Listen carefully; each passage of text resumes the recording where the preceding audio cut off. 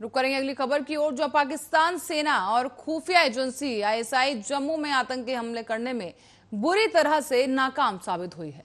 सीमा पार से घुसपैठ करके आने वाले आतंकी किसी हमले को अंजाम नहीं दे पा रहे। इसी बात से बौखलाकर अब पाकिस्तानी सेना और आईएसआई आसमान से हमलों की साजिश रच रही है। यही एक कारण है कि जम्मू में पहले वायुसेना स्टेशन पर हमला हुआ और इसके बाद लगातार ड्रोन गतिविधियां सैन्य ठिकानों पर देखी जा रही हैं।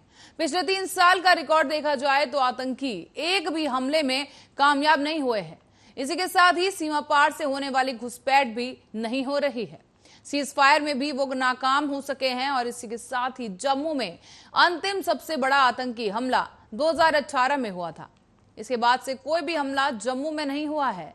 10 फरवरी 2018 को आतंकियों ने जम्मू के सुंजवा सैन्य कैंप पर हमला किया था और इसमें 6 सैनिक शहीद हो गए थे और नागरिक मारा भी गया था एक। और इस दौरान आपको बता दें कि इसके बाद से लेकर अब तक आतंकी जम्मू में कोई बड़ा हमला नहीं कर पाए हैं। हालांकि इस दौरान 2018 में झज्जर कोटली, 2020 को नगरोटा के वन टोल प्लाजा पर कश्मीर जाते आतंकी पकड़े गए और इनको बिना किसी नुकसान के ही मार गिराया गया। 2020 में जम्मू के बस स्टैंड पर हमला हुआ। सेना के प्रवक्ता का कहना है कि पाकिस्तान आतंकियों की घुसपैठ करवाकर हमले नहीं करवा रहा, उसका हर प्रयास विफल हो रहा है और इसी से बौखलाकर इस तरह की हरकतें की जा रही हैं। सेना पाकिस्तान के ड्रोन वाली साजिश का जवाब देने के लिए भी अब रणनीति तैयार कर रही है।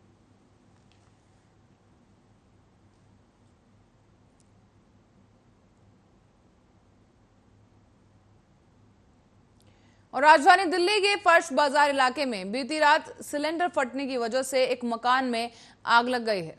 फिलहाल आग पर काबू पा लिया गया है, लेकिन इस हादसे में अब तक 4 लोगों की मारे जाने की पुष्टि की गई है, जबकि कुछ लोग अभी भी घायल हो गए हैं। हादसा बीती रात फर्श बाजार थाना इलाके के विश्वास नगर की भीकम सिंह कॉलोनी में बने हुए एक मकान में हुआ है। जानकारी के मुताबिक रात करीब 12 बजे फायर डिपार्टमेंट को इलाके में मकान में आग लगने की सूचना मिली थी। सूचना मिलते ही फायर ब्रिगेड की 6 से 7 गाड़ियां मौके पर पहुंची और आग पर काबू पा लिया गया।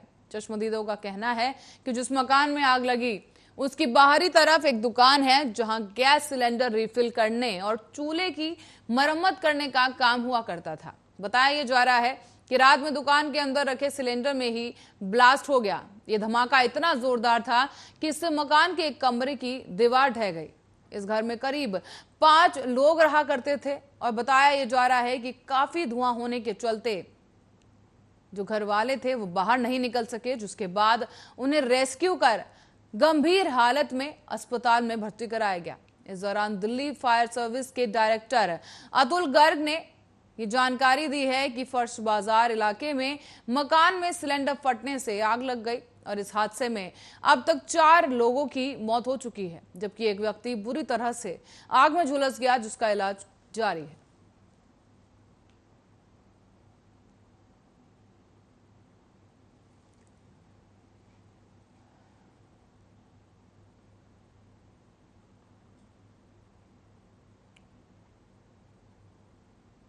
और लंबे समय तक कोरोना के लक्षण रहने से मस्तिष्क के ऊतकों पर भी अब असर पड़ने की खबर सामने आने लगी है। बता दें, ऑक्सफोर्ड विश्वविद्यालय के वैज्ञानिकों ने एक अध्ययन के बाद यह दावा किया है।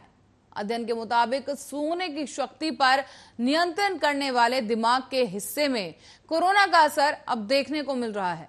इसमें जिन गंभीर मरीजों में लंबे समय तक कोरोना के लक्षण रहे, उनके दिमाग के इस हिस्से के ऊतक सिकुड़ गए हैं। शोध में बताया गया है कि 40,000 लोगों के मस्तिष्क के स्कैन की बारीकी से जांच की गई और इनमें से 728 को 2 समूह में बांटा गया है, जिसमें से 394 लोग वो हैं जो मार्च 2020 से अप्रैल 2021 के बीच कोरोना संक्रमित हुए थे और महामारी के लक्षण अलग अलग समय और अंतराल तक उनके शरीर में पाए गए। तो वहीं इस बीच आपको बता दें कि 388 लोग ऐसे पाए गए जिन्हें कभी कोरोना नहीं हुआ।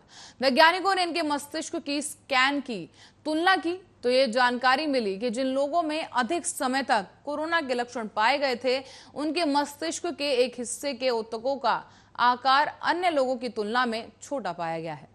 इनमें जिन मरीजों की सूंघने की क्षमता अधिक समय तक गायब रही, उनके उतक जो है काफी छोटे हो चुके थे। इसी बीच जो कोरोना से बचे रहे लोग हैं, उनमें स्थिति सामान्य मिली, जबकि वैज्ञानिकों का अनुमान है कि वायरस नाक के रास्ते इन मरीजों के दिमाग तक पहुंच गया होगा, जिसकी वजह से ये ऊतक सिकुड़ गए।